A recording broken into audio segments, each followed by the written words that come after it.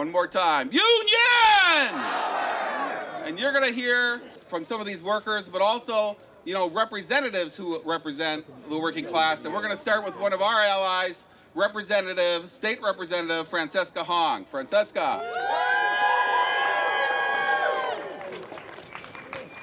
Good morning!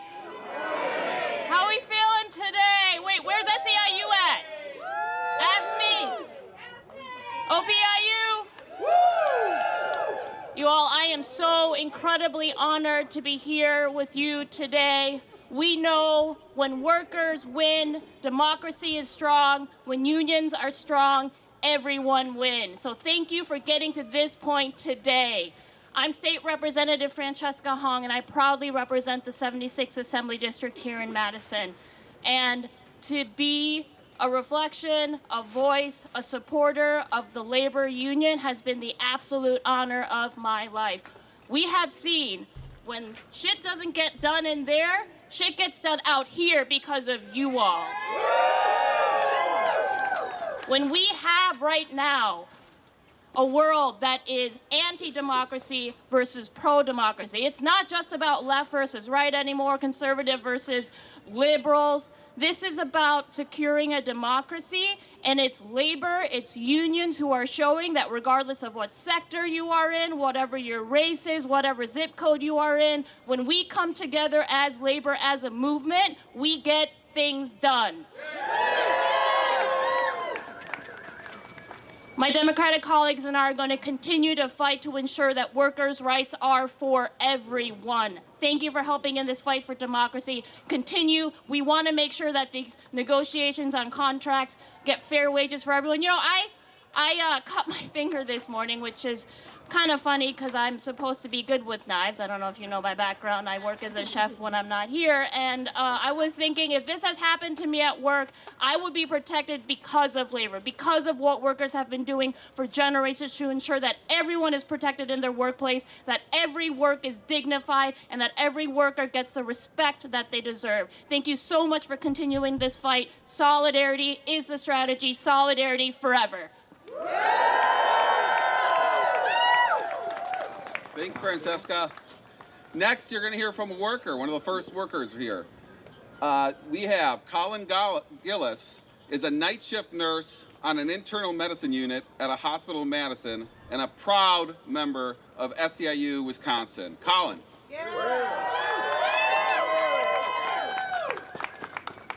Good morning. Good morning. When we fight, we win. I love that chant. It's simple, it's beautiful, and it's true. When we fight, we win. Winning requires fighting. To achieve our demands, to build a better world, we have to do more than ask nicely. We have to seize power. Simply by choosing to fight, we take on a power that we wouldn't have otherwise. By fighting, we become agents of our own destiny. And that, in and of itself, is a victory.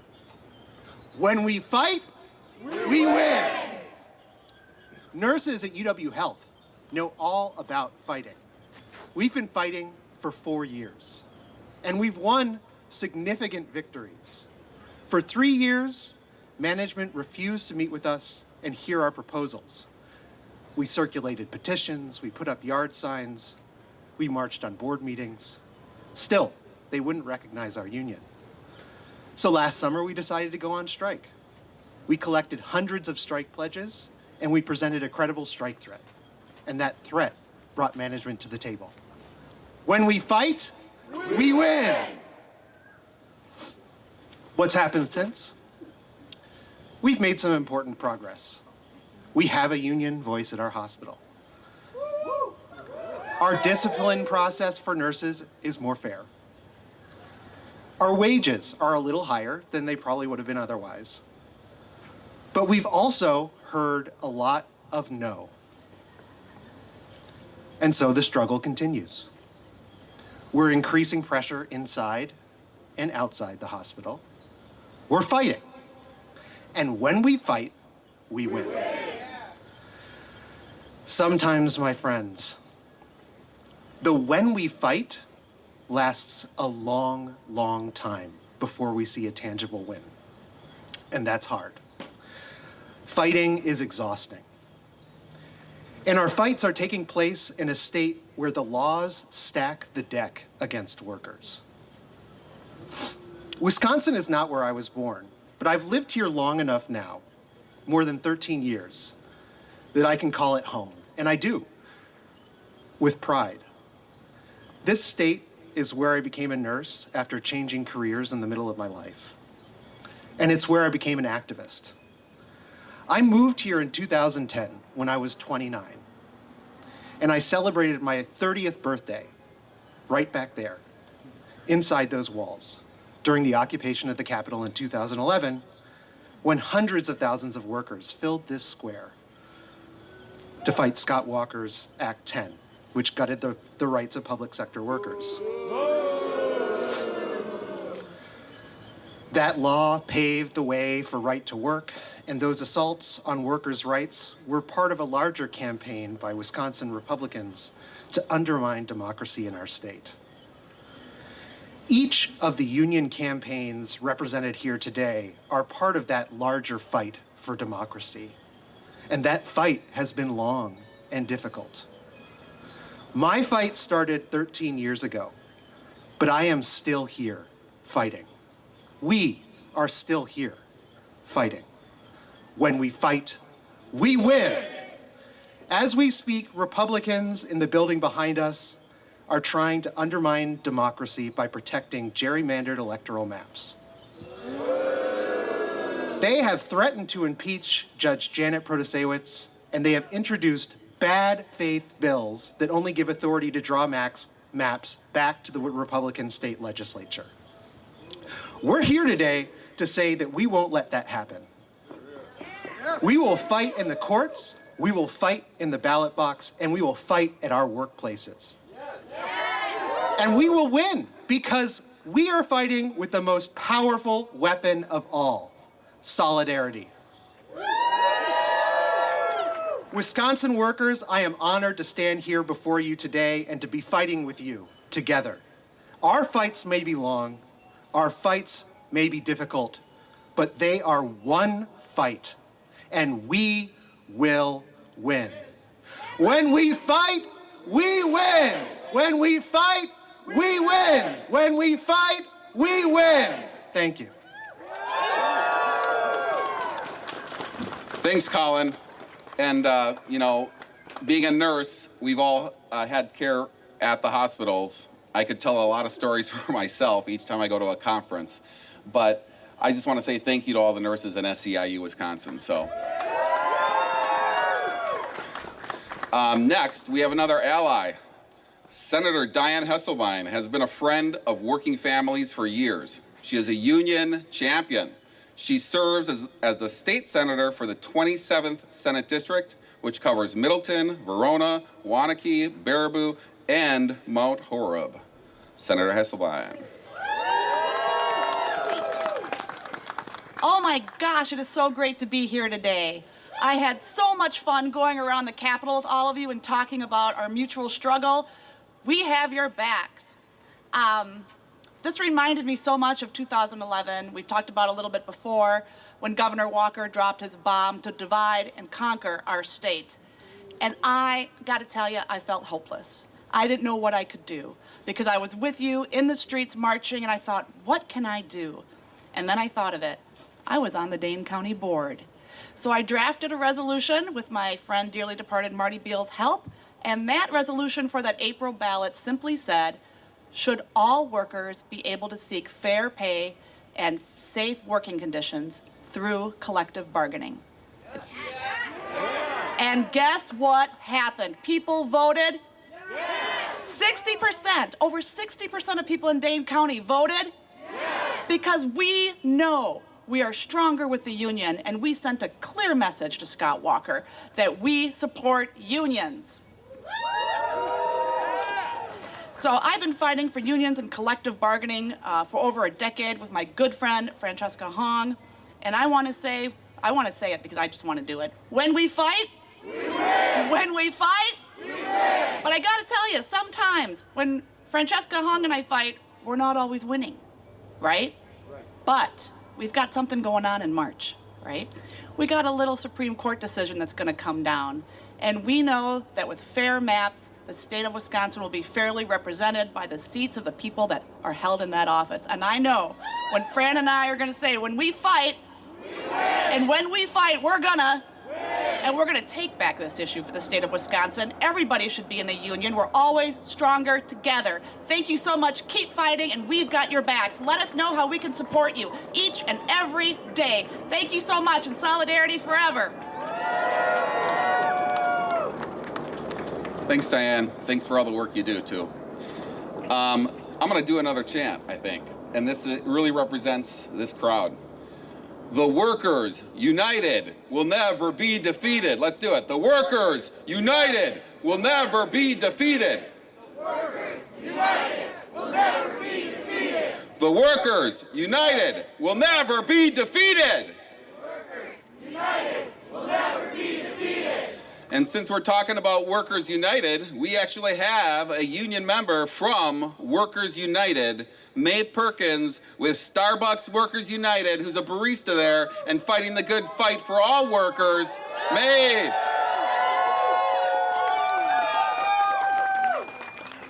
Good morning. My name is Maeve Perkins, as you just heard, and I work at the Starbucks on State Street, which is one of over 360 unionized Starbucks stores in the country.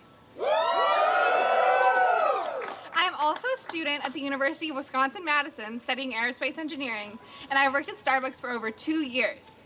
I'm organizing because I love the people I work with and I love the community we serve, but Starbucks is making it increasingly difficult for us to thrive as workers and effectively serve our community. Starbucks calls their employees partners, going as far as leaving a symbolic empty chair at every company meeting to represent their workers. But when over 9,000 of those so-called partners tried to fill that chair by trying to bargain directly with the company through our union, all we received in return was radio silence. When will Starbucks allow us to actually sit in that chair?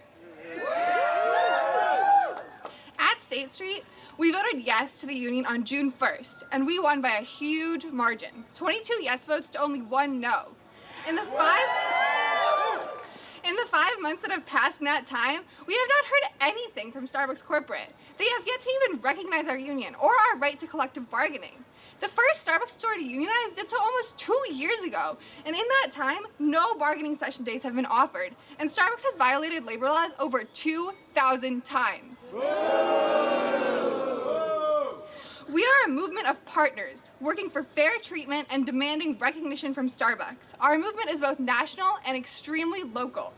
Though we haven't yet won a contract or even a bargaining session, by coming together, we have been able to use collective action in our store to win the following things: more adequate staffing, a stronger emphasis on worker and community safety, and Sharps containers in every single bathroom.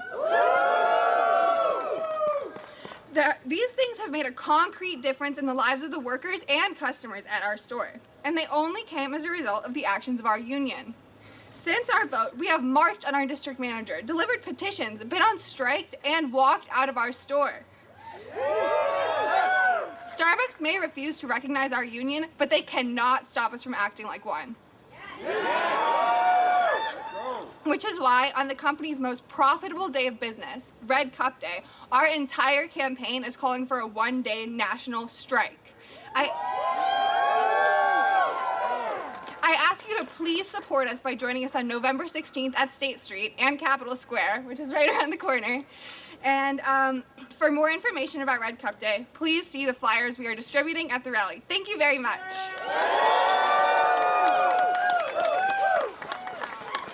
Let's hear it for Maeve.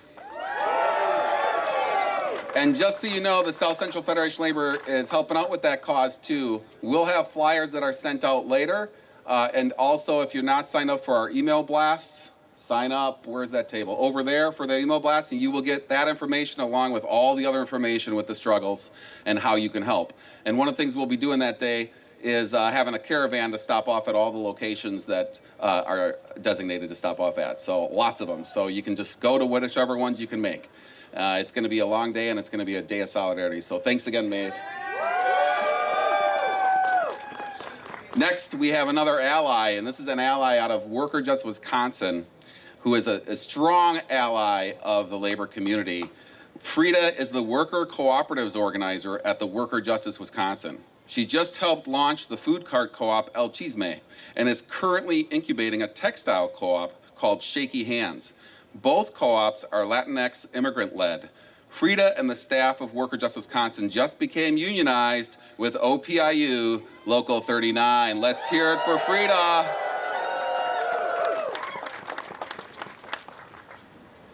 Morning, everyone. My name is Frida Ballard. I'm the co-op developer and organizer at Workers Justice Wisconsin. Where's Robert? Robert, you right there? Hey. So we're a worker center, and in case you're unfamiliar with us, we organize workers, all the different sectors, and I develop co-ops. That's what we do. We try to empower workers, particularly Latino immigrant workers, who run this economy. Gracias. And we do this because we care really deeply about it. We're a nonprofit, but we are workers just like any other.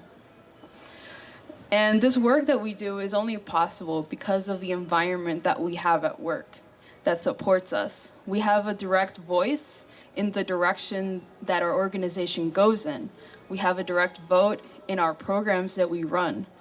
And our wins that we've had lately, like our launch and organizing a hotel where they received a wage increase for the first time in 10 years. And also unionizing Crushing It Apparel with IUPAT. All of these things are only possible because we have a direct say in our workplace. And that's why we want to protect it, because otherwise we're leaving it up to chance. And that's why we voted to unionize with OPEIU Local 39. And in doing so, we're leading by example. So when our workers come to us and they're scared and they don't know what it looks like to join a union, we can be that example for them. And it also ensures a future of our organization so we can continue to do this work that we're doing. We're the only worker center in the entire state that serves our community. So not unionizing will be a disservice to the thousands of Latino immigrants that rely on us for support. So to everybody here, thank you. Thank you for being here. And we also want to set an example for other nonprofit workers so that they can also unionize and uphold their mission and make sure that that mission also applies to those workers. Thank you everyone for being here. Have a good rest of your morning. Thanks again, Frida. Let's hear it for Frida. Our next speaker is Kelsey Hahn, who grew up in a trade union family in Michigan and moved to Wisconsin just in time to experience the joys of the Scott Walker era. She has worked at MGE for over a decade and has been a steward for most of that time, becoming chief steward in April 2022. She has also served on the OPEIU Local 39 Executive Board since 2016, and she is currently negotiating her third contract as a bargaining team member. And before I say Kelsey, just for the press here, I was being sarcastic about Scott Walker. So, Kelsey.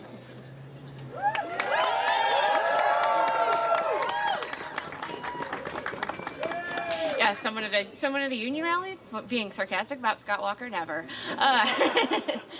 So when I started at MGE over a decade ago, rebuilding my life in a new city after the unexpected loss of a parent, I took a pay cut for a part-time role at MGE because I saw that it was a workplace that would allow me to build stability for myself. I started right before the 2012 contract negotiations, and I knew it was a union job, but I took it. But still, what I'd been told at onboarding was fresh in my mind, all these wonderful benefits that the company says that it's going to so graciously provide. And it became so clear that those things weren't there because the company put them there. They were there because the union had fought for them. Over the years, my career with MGE has allowed me to build the kind of stability I was looking for when I came to Madison. But I see the people coming after me, and I see it falling short of that for them. I hear from so many members struggling to make ends meet, and I see the company turning its focus away from the traits that made it somewhere that helped you build a life. Everyone says workers my age and younger don't stay dedicated to a single company or career like people did in the past. It's framed as a choice, but I'd argue that there's plenty of people who do want to work somewhere that they don't immediately feel like they need to leave. But that commitment goes both ways. When companies are unwilling to invest in their workers' well-being, why would those workers want to invest themselves in the company? In the last 7 months at the bargaining table, MGE has kept telling us how they want to be that kind of place, one where people stay. But their proposals suggest the opposite. They don't seem to know anymore who they want to be as a company or what the union workers they employ want. For the workers we represent, maybe that's because we don't look like the rest of the company. 3/4 of our unit are women, compared to 27% of the company overall. I'd like to thank them for accidentally giving me that stat the other day.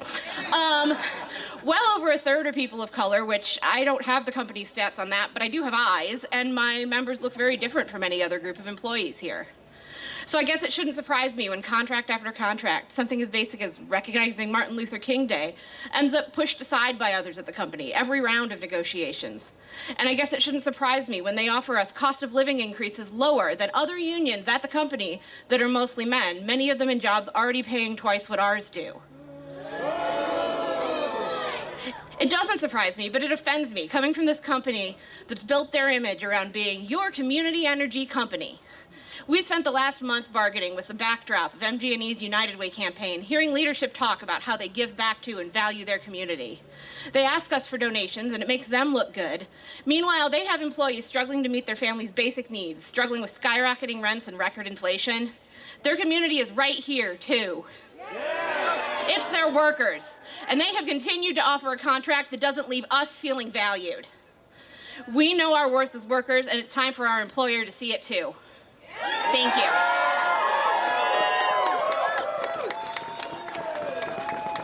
Thank you, Kelsey.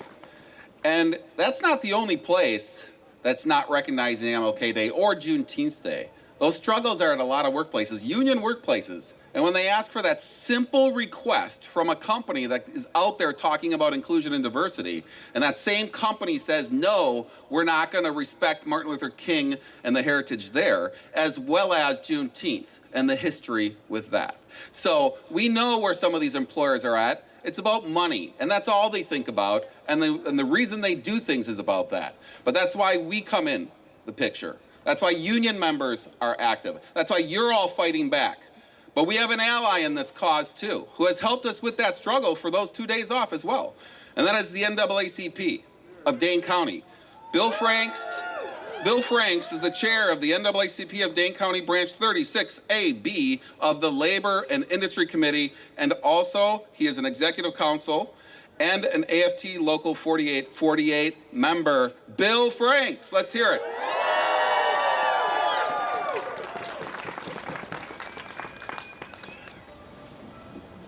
Thank you, Kevin.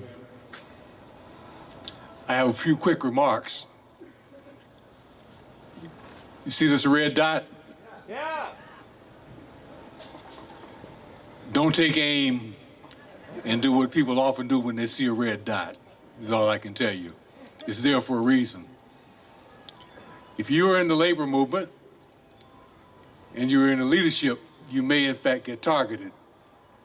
So anticipate that that's going to happen and be ready to step up to the challenge when you get the opportunity. Sisters and brothers, as I stand before you today, I'd like to remind you that since early February 2022, the union has been attempting to negotiate a collective bargaining agreement with CMFG, CUNA Mutual Financial Group, / TruStage Management. The existing contract expired March 31, 2022, and the union has been working since then without a contract. Boo is right. Early on, the union identified its top 5 negotiation priorities, namely fair compensation, job security, remote work, retirement security, and quality and affordable health care. TruStage fired Chief Steward Joe Ivica on March 15, 2023.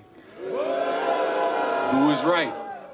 From all appearances, this action was in retaliation for his activities on behalf of the union. The union authorized a strike on April 19, 2023. The union has gone without a raise for more than 2 years during the worst inflation in well over 40 years. Boo is right. TruStage is making record profits year after year. You'd think the company was losing money. In fact, in the 3 years prior to negotiations, they made over $1 billion. That doesn't sound like losing money to me. My math says that's making money. As we've seen throughout this nation this year, workers in all types of industries and vocations have decided to make legitimate demands of their employers. The latest successful example is the successful stand-up strike orchestrated by the United Auto Workers in opposition to the big three automotive corporations. I will merely echo the theme that Chris Amato of OPEIU Local 39 summarized in a press release. We're coming together collectively for this rally to make it clear that these aren't isolated incidents with our individual companies. None of us are alone, and when we stand together to fight for workers' rights, that's how we win. That's how we win. If I could have thought of something more powerful and effective than what Chris said, believe me, I would have. However, I thought her summary did justice and gave meaning to why we are all here today. The NAACP stands in solidarity with TruStage union workers of OPEIU Local 39 until such time as their struggles to achieve a fair and equitable contract is achieved in solidarity.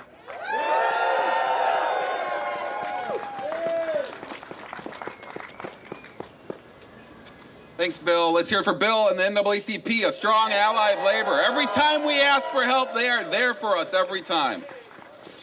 Next is Spencer Schlenker, who is a baker at Madison Sourdough, just organized. In April of this year, he and his fellow workers voted to unionize and join UFCW Local 1473, and they're currently bargaining their first contract. Let's hear it for Spencer.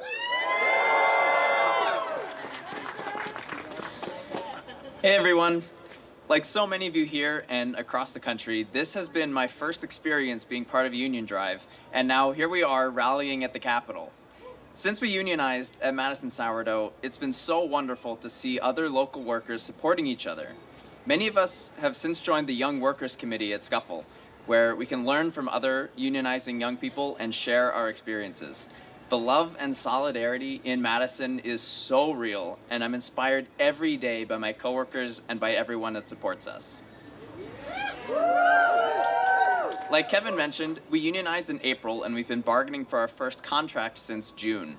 It got off to a rocky start, with the company only committing to short, infrequent sessions and being very hesitant to make any concessions across the table.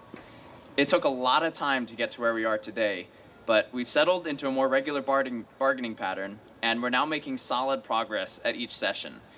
This would not have been possible without us workers showing our employer that we know we are stronger together.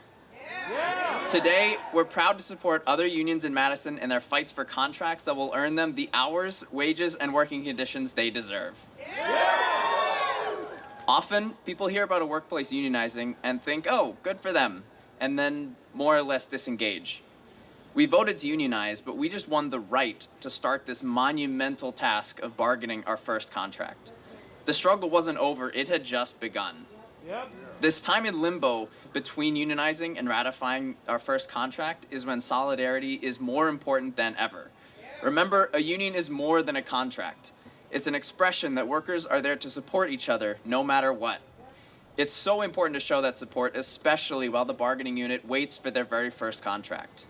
For example, at Madison Sourdough, we've established a mutual aid fund that can help people with unplanned expenses. After all, an injury to one is an injury to all. Also, if we decide we need to strike in the future, this money can be used as a strike fund. So if anyone is interested in supporting us via donations or just to keep up to date with what we're doing, you can find us on our socials, Insta, and Twitter at Madison Sourdough United Workers. As we've heard today, another great way to support unions in Wisconsin is to vote. Make sure you're registered to vote today and find candidates that know how important labor is. Representative Shanklin and legislative Democrats recently introduced Workers' First Labor Package. Representative Shelton and Hong introduced the Economic Bill of Rights several times. We need candidates like this up and down the ballot. If we stay complacent about this, we risk seeing another Scott Walker era and taking huge steps backwards. Register to vote, research your candidates, vote in primaries, and turn out to every election, big and small. With love from the workers at Madison Sourdough and the UFCW, solidarity. All right, Spencer, good job at Sourdough Bakery. We are behind you. We are with you. We're standing with you. I want to do one more chant because the next speaker, definitely this applies to this. And this is how I lost my voice at the Capitol 12 years ago, so I'm going to try to lose it again. What's disgusting? That's, you got the answer. Let's do it again. What's disgusting? Union busting. 2 more times. What's disgusting? What's disgusting? Yeah, that's what they're doing. And we're fighting back. And the next speaker is going to talk to us a little bit about that. Elizabeth Kidder, Senior Claims Professional with TruStage and OPEIU Local 39 Cat Leader Future Steward. And I said I wasn't going to do this, but I'm going to do it. I love animals. I'm going to try to do this. Cat.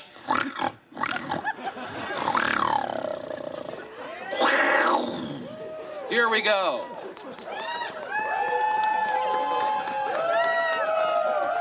Hello, Madison!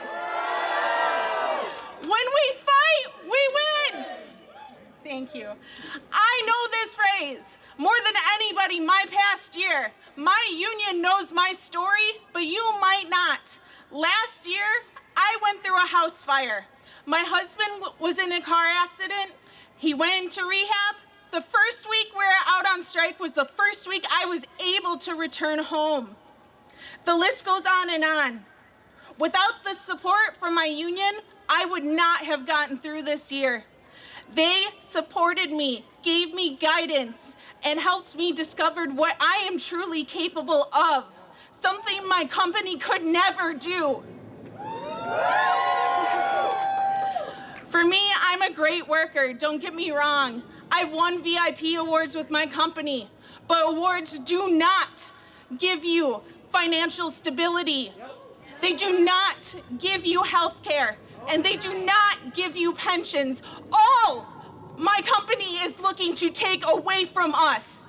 We went out on strike, we're united, we got them back to the table after 6 months of them being absent. It was disgusting. Yes, it was.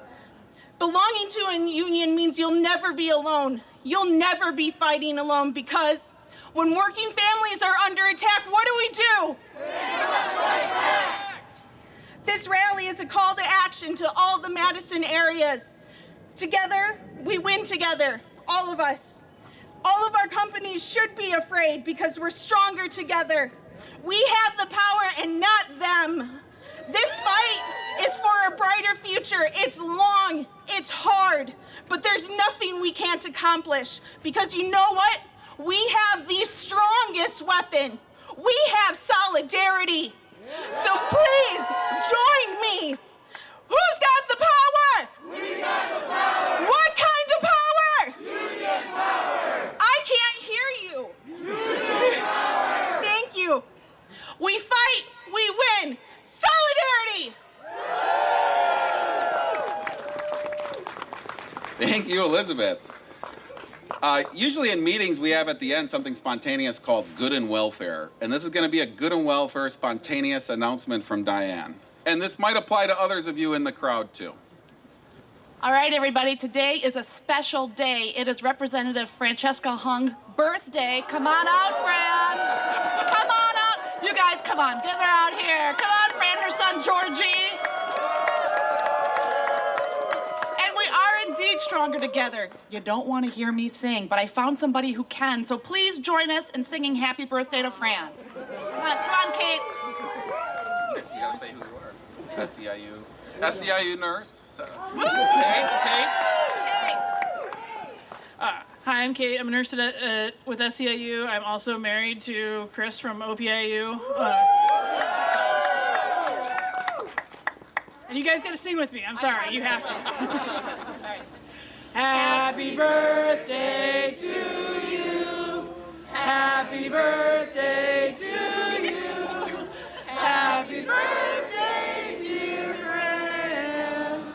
Happy birthday to you.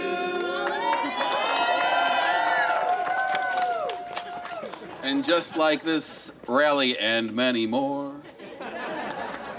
All right.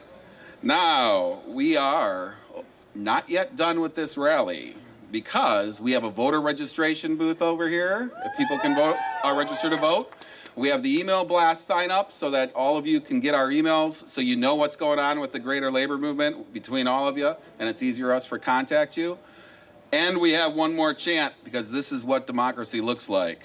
Show me what democracy looks like. This is what democracy looks like. Show me what democracy looks like. This is what democracy looks like. Show me what democracy looks like. This is what democracy looks like. Show me what democracy looks like. This is what democracy looks like. Right on. Solidarity, sisters and brothers.